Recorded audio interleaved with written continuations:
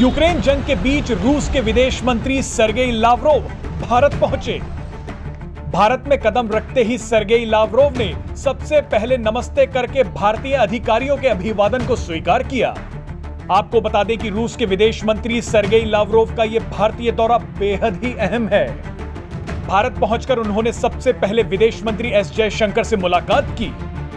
दुनिया हैरान तब हो गई जब रूस के विदेश मंत्री प्रधानमंत्री नरेंद्र मोदी से मिलने पहुंच गए। पीएम मोदी और रूसी विदेश मंत्री की मुलाकात 40 मिनट से ज्यादा समय तक चली। जानकारों ने बताया कि पीएम मोदी चीनी विदेश मंत्री से नहीं मिले थे, लेकिन रूसी विदेश मंत्री से मिलकर उन्होंने दुनिया को एक बड़ा संदेश दिया है। पीएम मोदी से मुलाकात से पहले रूस के विदेश मंत्री ने एक प्रेस कॉन्फ्रेंस की, जिसमें उन्होंने कई बड़ी बातें बोल दी। सबसे पहले तो उन्होंने रूस के राष्ट्रपति व्लादिमीर पुतिन की तरफ से प्रधानमंत्री नरेंद्र मोदी को थैंक यू कहा।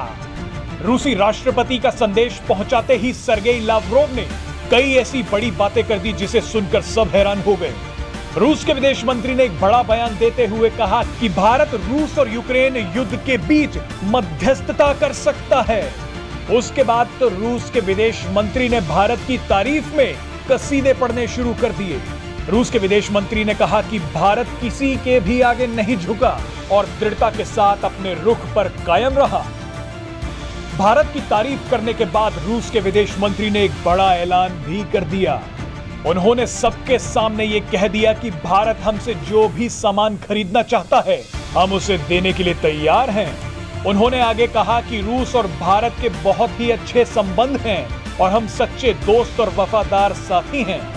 सर्गेई लावरोव ने कहा कि दुनिया का कोई भी देश हमारी पार्टनरशिप के बीच नहीं आ सकता।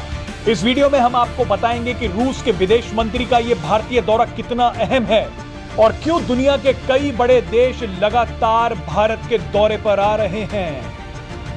रूस और भारत के बीच में अगले कुछ दिनों में, कुछ महीनों में ऐसे व्यापारिक संबंध कायम हो सकते हैं जिनसे भारत को भी बहुत ज्यादा फायदा होगा और रूस को भी फायदा होगा। यूरोपीय और अमेरिकी कंपनियों के रूस से निकलने के बाद जो वैक्यूम बनेगा उसे भारतीय कंपनियां भर सकती हैं। वो कंपनियां ऑटोमोबाइल्स में भी हो सकती हैं और जिंदगी से जुड़े हुए दूसरे उत्पादों में भी।